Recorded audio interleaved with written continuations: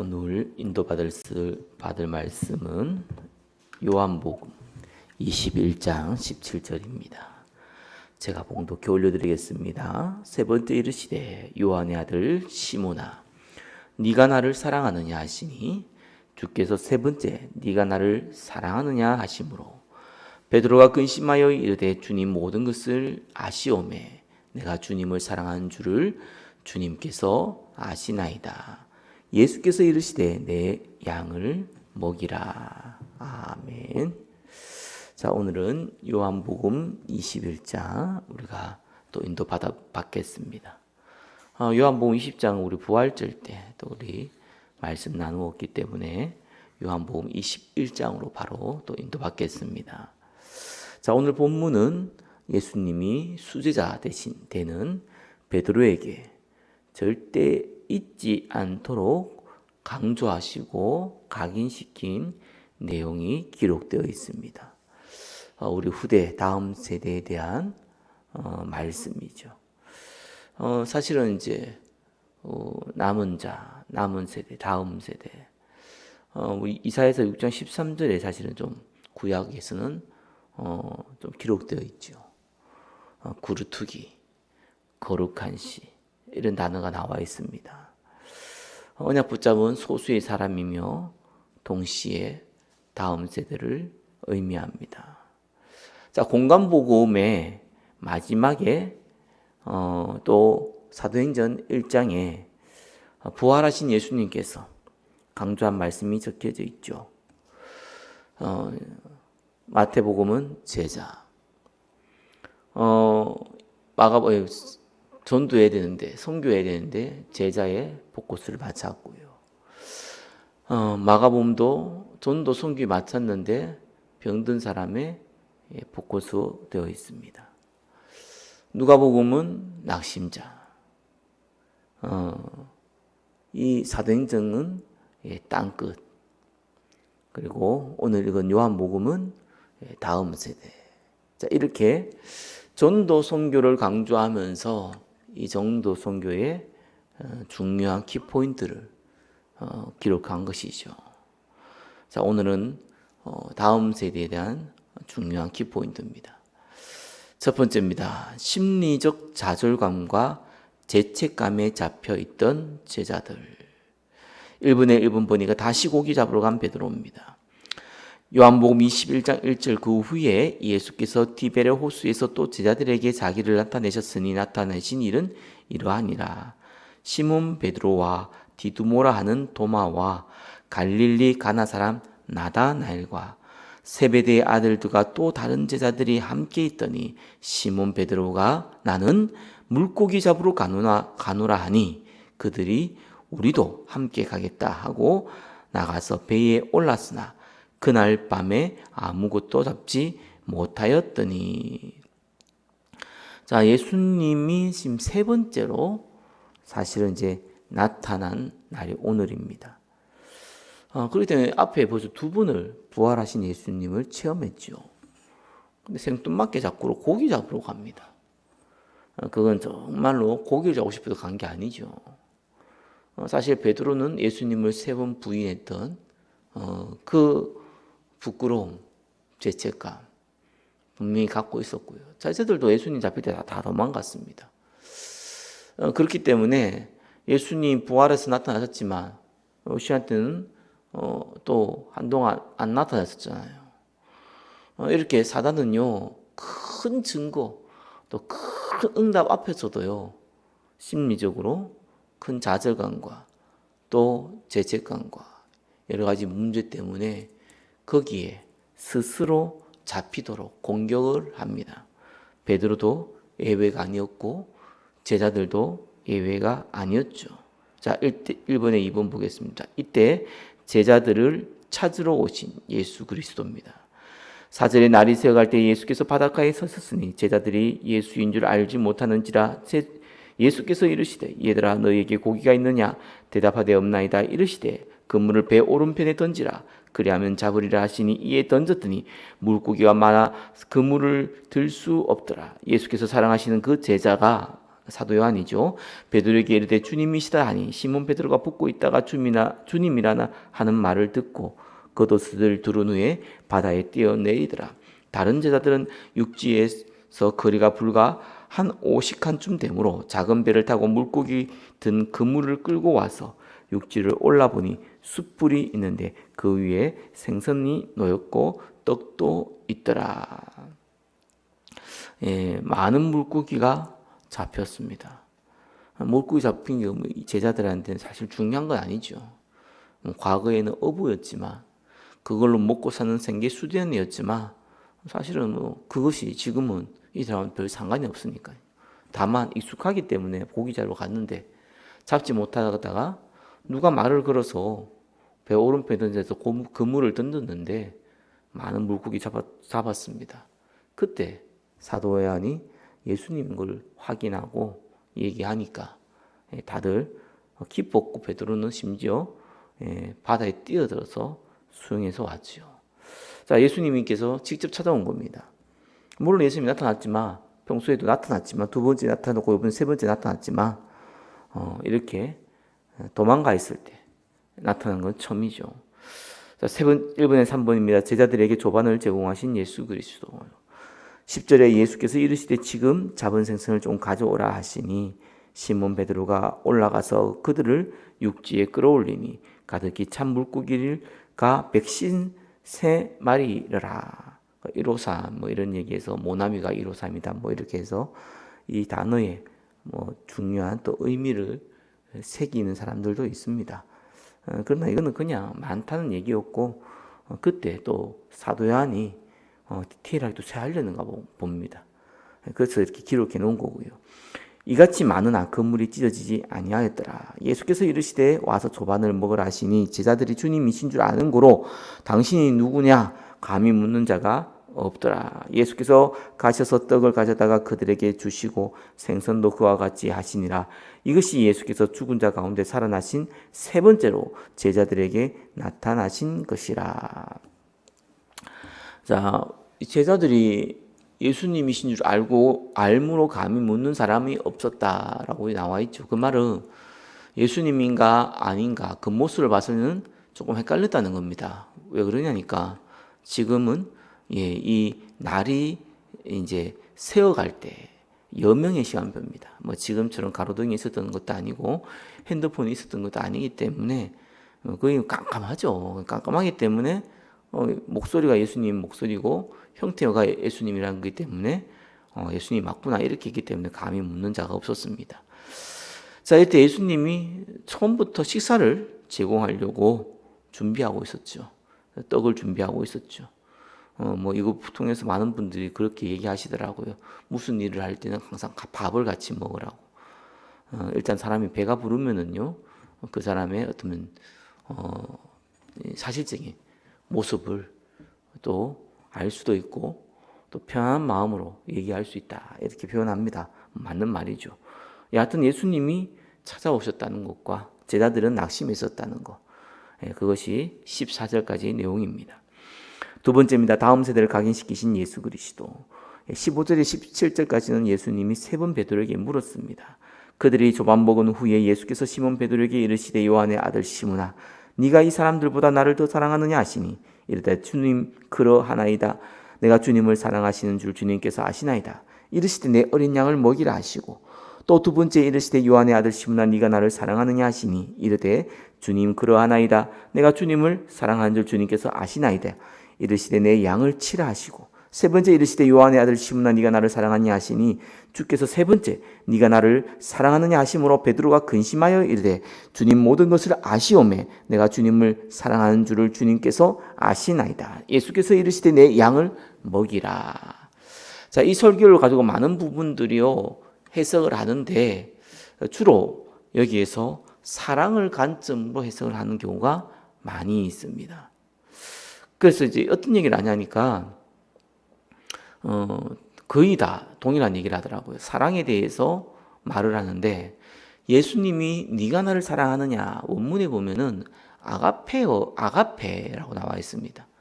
그러니까 하나님에 대해 하나님께서 하시는 사랑, 영혼 사랑, 조건 없는 영혼 사랑을 얘기하죠.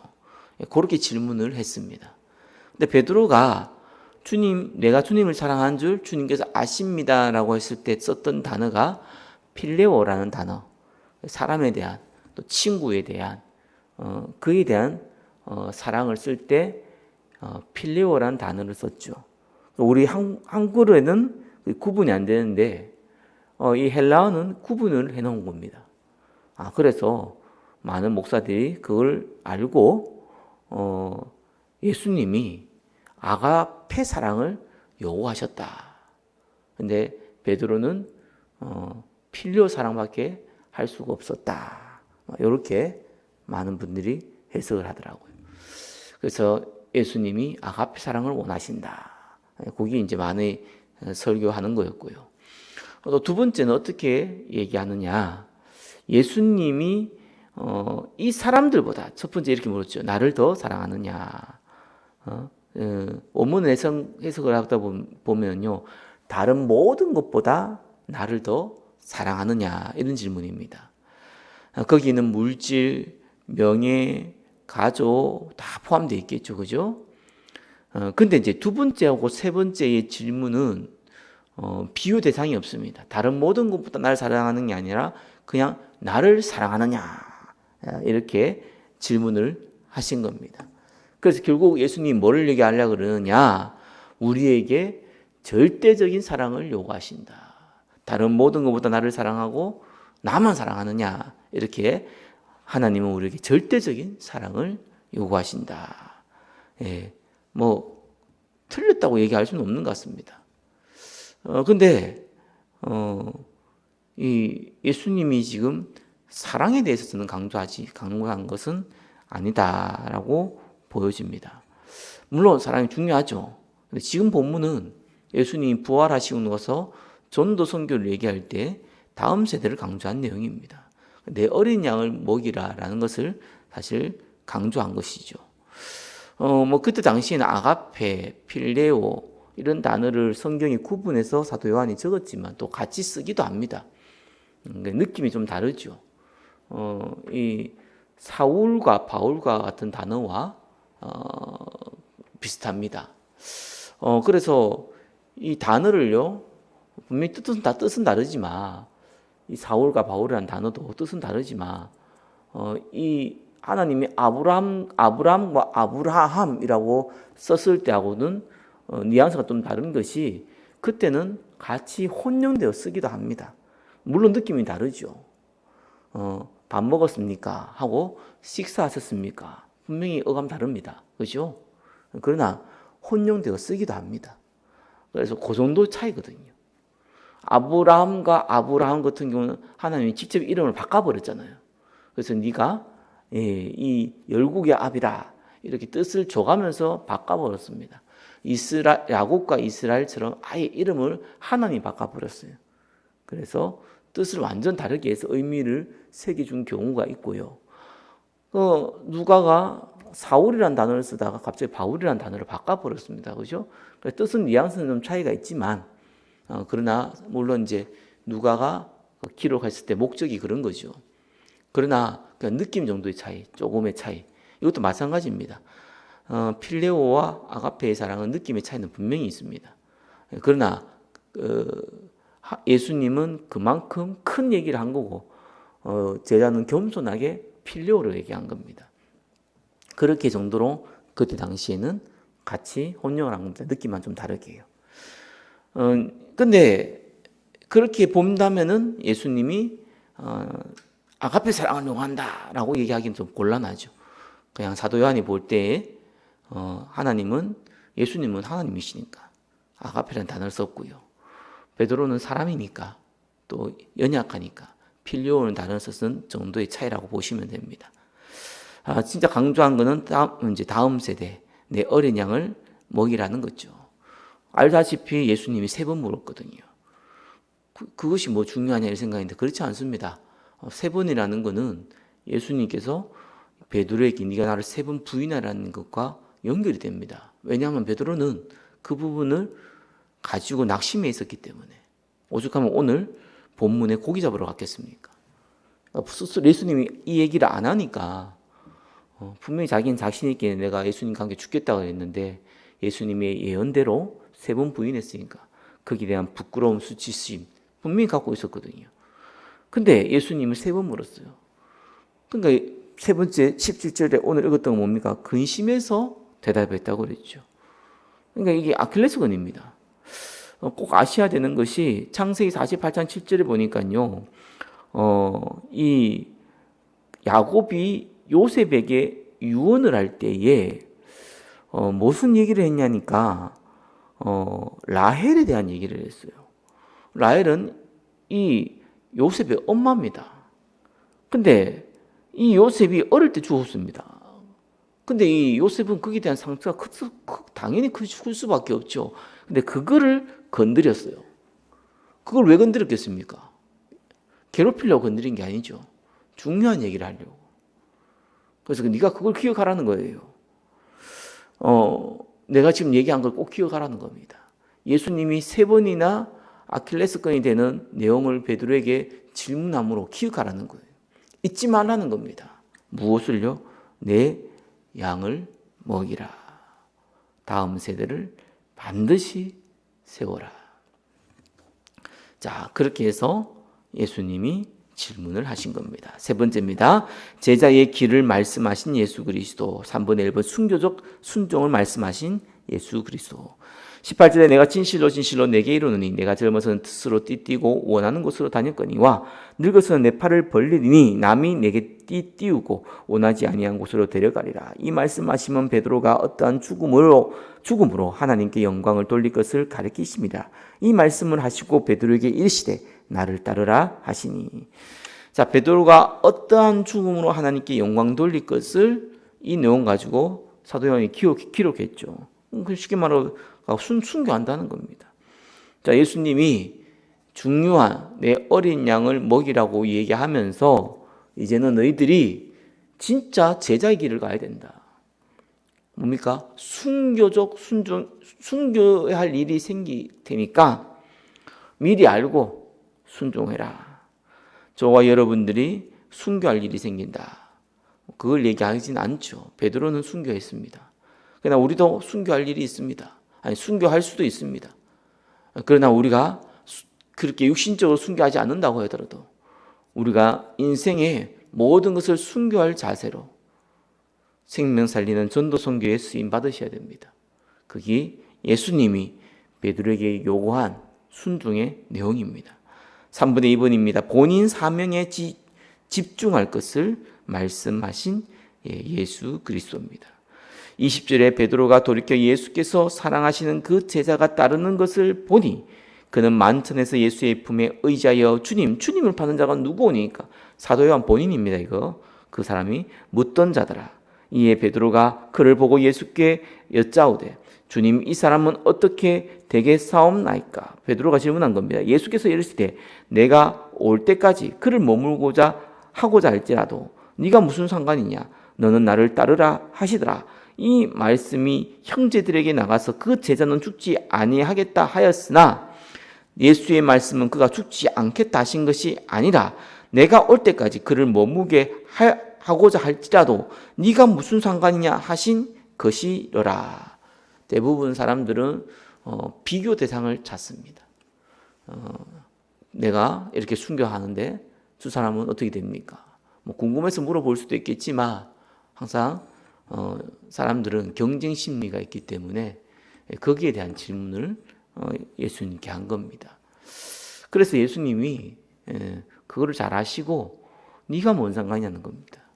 맞습니다. 우리의 인생은 결국은 많은 사람들이 서로 협력하고 사랑하고 돕고 세워가지만 본인의 인생은 결국 하나님 앞에 홀로 서야 됩니다. 그래서 우리는 함께 해야 되지만 동시에 하나님이 나에게 주신 사명에 대해서는 철저하게 하나님과 이 본인과 1대1로 우리가 인도받아야 됩니다. 그래서 예배, 하나님께 영광 돌리는 것은 절대로 스스로 하나님께 받아야 될 응답이지 다른 사람을 통해서는 도움을 받을 수 있어도 하나님께 예배드리고 영광 돌리는 것은 할 수가 없습니다. 스스로 응답받아야 돼요. 스스로 하나님께서 그걸 할 수 있도록 성령으로 함께 하시고 역사하기 때문에 가능한 겁니다. 우리의 인생의 사명은 하나님과 나 1대1에서 시작되는 겁니다. 3번의 3번입니다. 말씀에 집중할 것을 기록한 사도 요한. 이 일들을 증언하고 이 일들을 기록한 제자가 이 사람이라 우리는 그의 증언이 참된 줄 아노라. 예수께서 행하실 일이 이 외에 많으나 만일 낱낱이 기록된다면 이 세상이라도 그 기록된 책을 다 두기에 부족할 줄 아노라. 자, 요 사도 요한이 이 보고 경험한 걸 다 기록한다면은 세상에 책을 놔둘 데가 없다. 물론 이 정도는 약간 과장법이라고 하지만 그만큼 써야 될 내용이 많았다. 그러나 내가 중요한 부분만 적었다. 이런 말씀이죠. 요한복음 20장 31절 같은 경우가 이 기록한 이유가 요한복음 20장 31절에는 예수가 그리스도임을 믿고 그 이름을 힘입어 영생을 얻게 하려 함이라 라고 나와 있습니다. 그와 같이 예수님께서 사도 요한을 통해서 기록하게 하셨고 사도 요한은 마무리 지으면서 다 내용을 적지 못했으나 이 내용만큼은 꼭 알아야 된다라는 것을 적어 놓은 겁니다. 저와 여러분이 하나님이 예수님을 통해서 기록한 공생애의 그 내용을 항상 입술에, 마음에, 영혼에 담고 인도받으시기를 예수 그리스도의 이름으로 축원합니다. 기도하겠습니다. 다음 세대를 각인시키시고 우리에게 다음 세대를 맡기신 주님께 모든 영광 올려드립니다. 우리 후대를 살리는 응답의 축복을 허락하여 주옵소서. 예수 그리스도 이름으로 기도드립니다. 아멘.